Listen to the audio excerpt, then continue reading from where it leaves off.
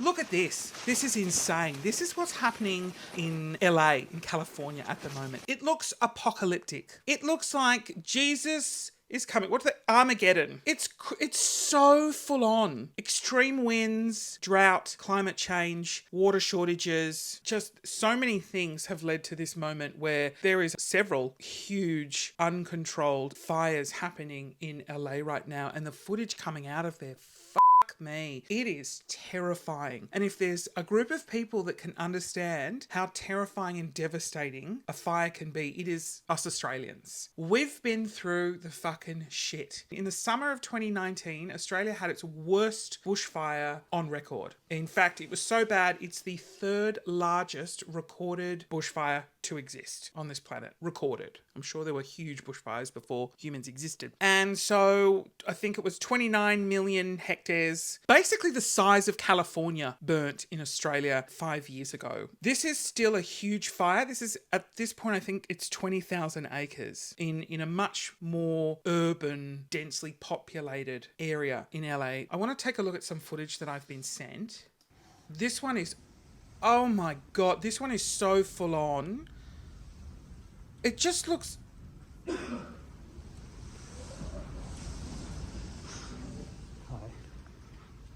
Just be okay. The gentleman filming this... okay? Oh, he's there with his dog. Oh, the okay? animals. Is far too calm for my liking. I did a bit of digging. This video was shared in a WhatsApp group, and the Twitter user that shared this does not own this video and was unaware of what happened to the gentleman and his dog. Reports have said that the gentleman and his dog escaped. I mean, you look at this and you go, where and how? Plastic is gone, dude. Because that is that is insanely huge. It's just so devastating. Natural disasters like this, shit, the windows have gone. Fuck, it's like, please stop filming and get out of there. Like, I understand the need to film, document for insurance. So, where's the gas? But also to be able to share it with people. The gas To is be off like, right now. this is where my house is. This is how bad it is. Please help us. You know, 130,000 people have been evacuated. Like, basically what's happened is the winds at the moment are upwards of 100 kilometres an hour, and they're just blowing embers. So a fire is believed to have started in a backyard, got a little bit out of control. It blew embers. Those embers started more fires. Those embers went up into the hills, and it's just completely set on fire this huge area of dry bushland, and it's completely out of control. Like the fire in the Palisades. Let me bring up a map. Look at that. Like, look at California. Like, you look at the size of California and think, holy shit, is that what burnt in Australia in 2019? Like, what's also interesting is that Google Maps have put up where the smoke plume is. Like, look at the size of the plume of smoke. That's almost the size of California itself. And so LA is basically here. Here's Los Angeles. And so you've got up in the hills, you've got a fire in Eaton, and you've got a fire in the Palisades. Now, they're both very big fires, and they've been going for about 72 hours. Now, the Palisades fire, at the time of recording, it is Friday the 10th of January at 11:30 a.m. in Brisbane that I record this video to you. The fire's been burning for about 72 hours, and it's not contained. 0% of that fire has been contained. And you think, what do you mean? Well, the area in which this fire exists, if I go to terrain, like, look at that. Firstly, it's like, one, how do you get access to an area like that? Even the houses, there's like one road in and one road out. A lot of the people on TikTok, because I've just been given so much. This is why I think TikTok shouldn't be banned. Is in a time like this, it really shows the world what the fuck is going on, and it really gives you this impact of just how severe this is, and it stirs up all this emotion. And so what I've been seeing is, like we saw in that clip before, people in the fucking fire just being like, look at the sheer size of this. And then you've got people that used to live in the Palisades Palisades explaining to us who don't know the area very well that when you evacuate a place like this, where do they go? That the access into these hills, it's not like there's a million roads. There's no highways. Like if it's winding roads to get out, and when everyone is trying to get out, it causes mass congestion. There was a news article I read about how people were just abandoning their cars and going on foot because the traffic was so bad. And then the fire engines couldn't use the roads because they were full of cars. And so they brought out these like army-sized tankers, and they were just going over the top of these cars to get there. And so you've got so much just absolute chaos happening in this particular area due to the inaccessibility and the sheer density of the bushland, the size of the mountains, the extreme wind, the fact that there's a drought, that there's virtually no water for them to use. And it's just all of these things combined has created just the perfect storm for this fire to completely thrive. And I look at it and I think, what do you mean it's 0% contained? But when you think about all of these things and you throw in things like greedy human beings cutting funding to the fire departments, almost $20 million was recently cut from fire departments, and someone was saying it just means they can't hire people, they can't afford to have more fireys. And in situations like this, well,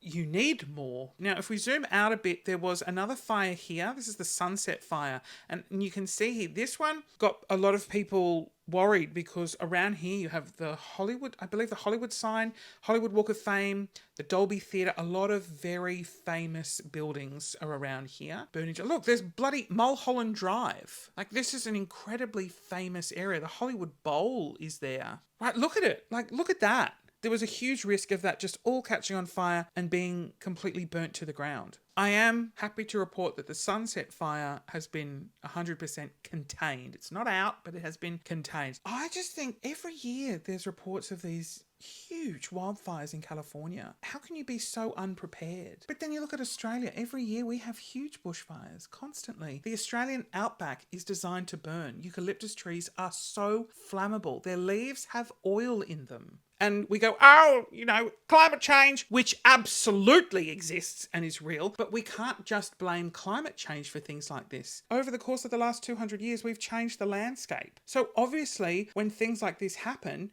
we haven't taken any care whatsoever of our environment. Zero care. And then this happens. And we naturally want to blame people. I mean, look at that. Far out. Isn't it just in a way really quite beautiful, absolutely catastrophic? This was a tweet from someone that was like before and after. So here they are in their home in Malibu, their house completely burnt down. And naturally, when you lose a home, this person has tweeted, the LA Fire Department didn't tell us anything. Zero warning, zero notice, in person, nothing.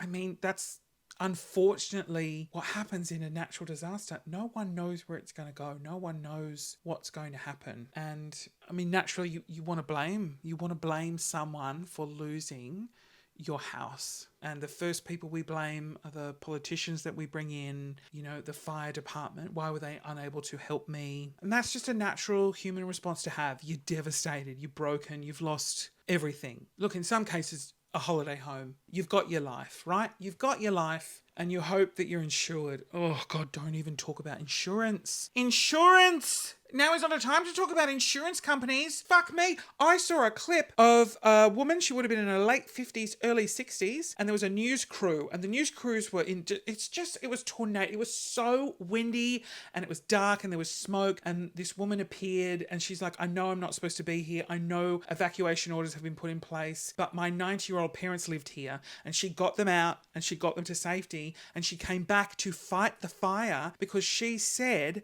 that recently... after her parents had been with an insurance company for 75 years and they had fire insurance for 75 years, the insurance company got rid of fire from probably not just their insurance, but everyone within that area, because they could see the writing on the wall. They could be like, oh, look, there's heavy drought. Funding to the fire departments has been cut. If you look at the bushland surrounding your house, it is dry and dense. And then you've got that coupled with water shortages and the extreme winds that happen and the fact that California seems to have these fires all the time. Of course, the insurance company, the wonderful, wonderful human beings that they are, was like, oh, well, we predict that within the next 5 years, your house is going to burn down. So we're just going to protect ourselves and keep all that money that we took over the 75 years and get rid of that fire insurance for you. And so this poor woman on her own is just like, yep, just trying to fight the fire. And then, you know, she was the only point of contact with her parents. And then the poor reporter was like, just so you know, like the area in which your parents have been evacuated to is now under evacuation again. And you're just like, what is going on here? And that's why sometimes I think people lack empathy. Maybe sympathy is the right... Well, no, people are lacking empathy. I'm seeing a lot of... Because the Palisades is quite a wealthy area and you've got huge wealth disparity in America, a lot of people are finding it hard to be empathetic to, you know, these multi-million-dollar homes being burnt down. It is devastating. I think no matter where you sit on the class spectrum, it is devastating to watch something that you have worked toward and that you believe you have earned just be completely burnt down and be unsalvageable, and to lose just a lot of memories. And it's devastating. On the polar end of that, there was a tweet that went viral of a fucked up CEO that was like, I want to pay top dollar for my own private firemen and women. Who do I contact? And everyone's like, what the fuck is wrong with you? Like, there's already a shortage in fireys because they've been underfunded. And this wealthy CEO is like, yeah, no, I'll just pay. Just, you know, don't help the peasants. Help me because I'm going to pay for you. And that was another thing that was truly fascinating, was fire doesn't discriminate. It doesn't judge you on the basis of how wealthy you are, your ethnicity, your sexuality, your gender, right? It's just going to burn your fucking shit down no matter what. And it's just, I don't know, I just think the extreme fires in this extreme wealth has brought out some really fascinating situations. And it's still really sad. Oh my God. We're out of the way. Holy shit. They're just massive. Oh, more. Oh my God, look at all these. This is in Malibu, one of the wealthiest areas in America.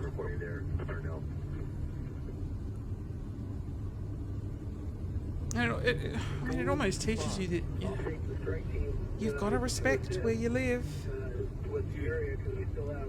This shit's gonna happen. You can't just... I don't know. I've got no answers. Natural disasters are just gonna happen.